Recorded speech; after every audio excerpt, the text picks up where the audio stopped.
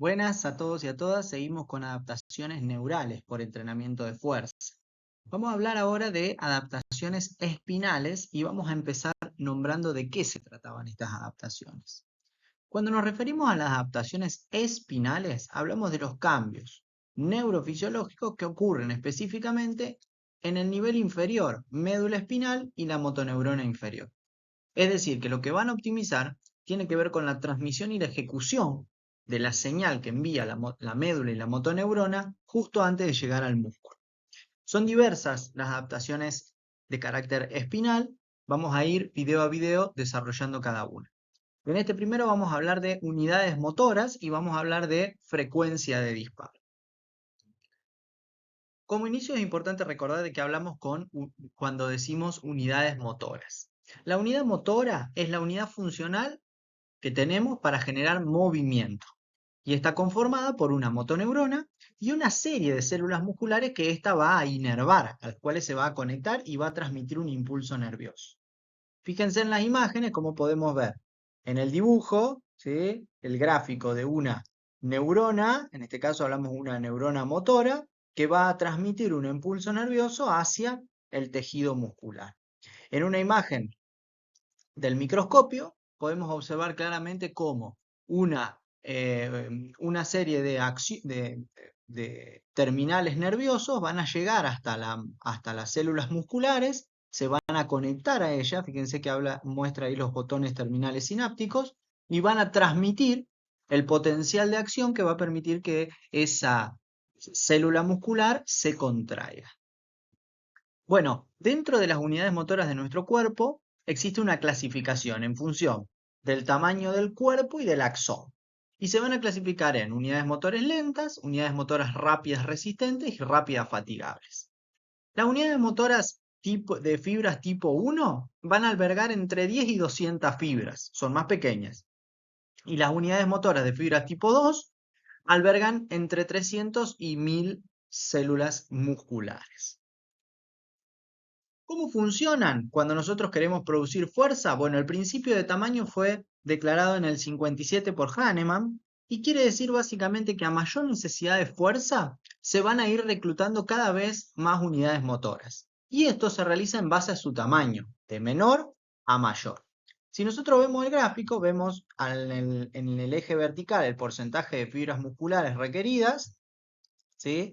Y en el eje horizontal la necesidad de velocidad, fuerza, ¿sí? Es decir, la carga que nosotros debemos enfrentarnos. Entonces vamos a ver que a medida que aumenta la carga a la cual debemos enfrentarnos, irá aumentando la cantidad de fibras, por ejemplo tipo 1, pero en cierto nivel se irán sumando las tipo 2A y en cierto nivel se irán sumando las tipo 2X. ¿Qué pasa? Que al parecer, con entrenamiento de fuerza, mejora la capacidad en el que nuestro sistema nervioso emite una gran cantidad de energía a través de potenciales de acción y así se pueden reclutar rápidamente unidades motoras de mayor tamaño, por lo que la capacidad de fuerza entonces resulta mayor. Esta es una adaptación entonces de carácter neural, como hemos venido hablando. Fíjense que lo que se ha estudiado.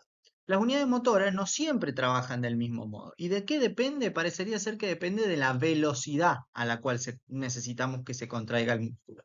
A mayor velocidad, menor es el nivel de fuerza que se necesita para la activación de una determinada unidad motora. Fíjense este trabajo, qué interesante. Ya en la década del 70 se trabajó con 5 jóvenes y se realizaron en un dispositivo como el que se muestra en el dibujo, contracciones de tibial interior, ¿sí? Contracciones a diferentes velocidades y se analizaron 3 unidades motoras. Fíjense que el gráfico muestra que muestra 3 unidades motoras diferentes y muestra cómo a medida que aumenta la velocidad a la cual yo realizo el movimiento, en este caso era del tibial anterior, ¿sí?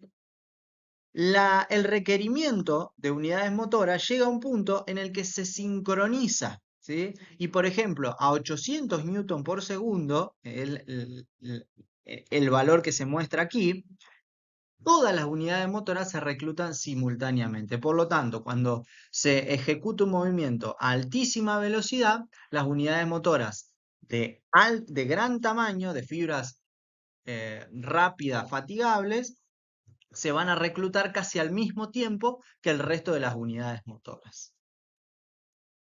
Muy bien, y dijimos que una adaptación que se producía por entrenamiento de fuerza era el aumento en la frecuencia de disparo de la motoneurona. Recordemos que una motoneurona lo que hace es enviar una señal a la fibra muscular, un potencial de acción, para que la célula se pueda contraer. Estos estímulos que envía se valoran en una unidad de medida que se llaman Hertz, entre paréntesis Hz, que es una cantidad de Hertz por segundo. Fíjense que las unidades motoras más pequeñas, de fibras lentas, envían hasta 20 Hz, las fibras rápidas resistentes envían hasta 40 Hz y las fibras rápidas y las unidades motoras, perdón, de fibras rápidas fatigables envían entre 50 y 60 Hz, ¿sí? En general, lo que debemos aclarar es que al 85% del esfuerzo máximo, el músculo ya reclutó todas las unidades motoras. Pero a partir de ese nivel, tener mayor fuerza se logra no con más reclutamiento de unidades motoras, sino con mayor frecuencia de disparo en relación a potenciales de acción de esa motoneurona. Entonces, para traer a síntesis lo que hemos venido diciendo, ¿cuáles son las adaptaciones que se dan en relación a las unidades motoras? Bueno, tenemos que decir, sujetos desentrenados no logran reclutar el 100% de sus unidades motoras, aunque hagan su esfuerzo máximo, y difícilmente recluten las unidades motoras de alto umbral.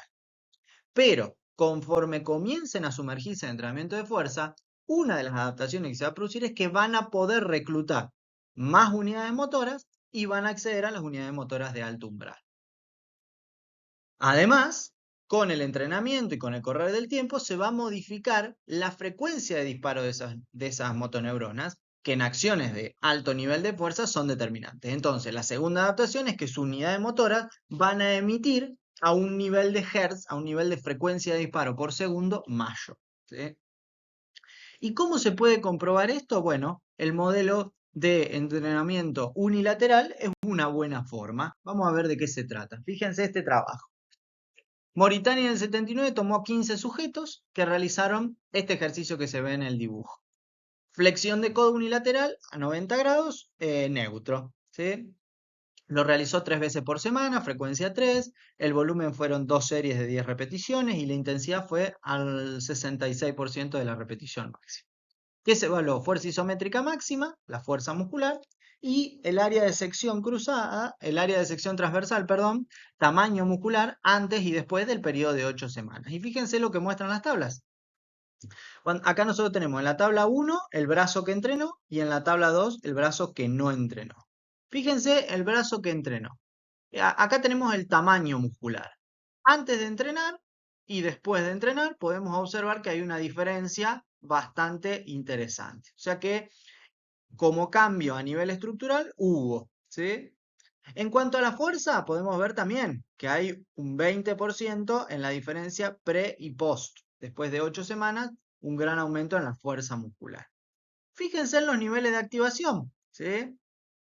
En microvoltios también hay un 200% más de activación en el brazo entrenado.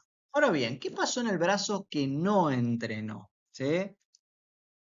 Uno pensaría, bueno, como se puede observar en el tamaño muscular, no hay diferencia, 0.09, por lo tanto, no hay cambio significativo en la hipertrofia muscular en el brazo que no entrenó, lo cual es algo bastante de sentido común. Sin embargo, cuando vemos la fuerza, vemos que el brazo que no entrenó tuvo una diferencia del 13.4% en el nivel de fuerza muscular.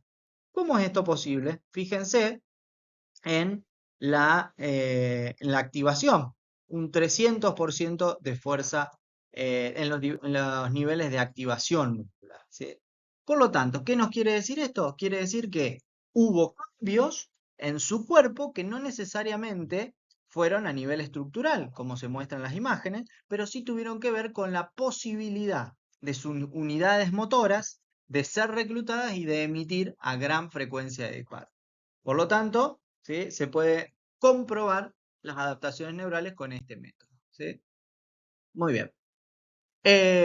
Otra incógnita es acerca de cuántas unidades motoras recluta un sujeto. ¿Cómo se puede estudiar esto? Bueno, la técnica que ustedes van a observar en los artículos de investigación se llama contracción interpolada o lo van a encontrar con las siglas ITT, ¿sí? Básicamente, ¿de qué se trata?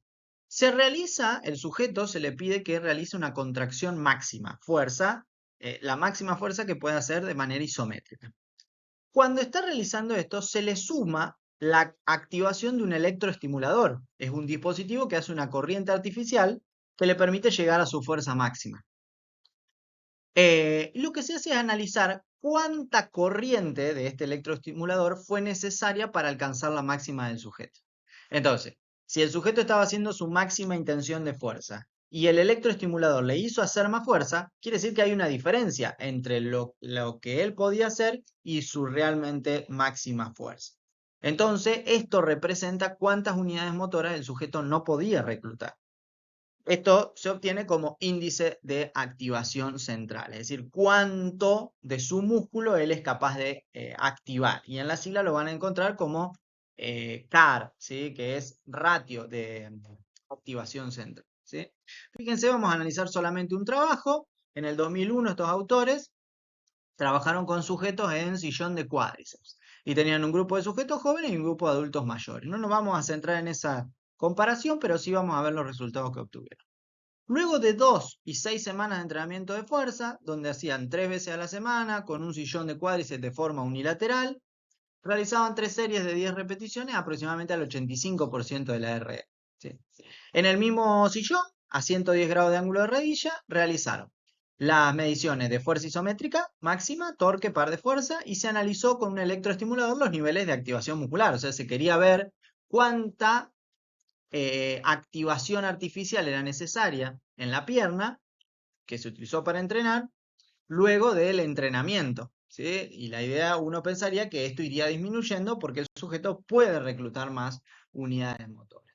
Entonces, fíjense, en el gráfico superior de la izquierda, donde estoy mostrando aquí, se puede ver que el nivel de fuerza, al correr de las semanas de entrenamiento, en ambos grupos, si bien obviamente por diferentes circunstancias es menor en sujetos más adultos, más ancianos, en ambos grupos se ve cómo va aumentando el nivel de fuerza, ¿sí? En una evaluación isométrica, pero también en la evaluación dinámica, también fue aumentando al correr de las semanas, ¿sí? Ahora bien, fíjense lo que nos interesa a nosotros. En la prueba ITT, fíjense cómo ambos grupos, tanto adultos mayores como jóvenes como adultos mayores, fueron descendiendo. ¿Y qué significa que fueron descendiendo? Quiere decir que en la prueba de contracción interpolada, a medida que fueron entrenando, ciertos cambios en su cuerpo hicieron que el sujeto pueda reclutar más unidades motoras y alcanzar un mayor nivel de fuerza. Por lo tanto, necesitaron, a medida que pasó el entrenamiento, menos cantidad de estimulación artificial para llegar a su fuerza máxima. Y en la gráfica de abajo vemos la misma adaptación, pero a partir del ratio de activación central o el índice de activación central, es decir, cuánta capacidad de activación muscular yo tengo. Entonces, fíjense cómo cada vez, que es directamente relacionado con esto, cada vez yo puedo activar más mis unidades motoras, ¿sí? Y por lo tanto necesito cada vez menos la estimulación artificial para llegar a la fuerza máxima. Muy bien, espero que haya sido de utilidad. Les mando un gran saludo.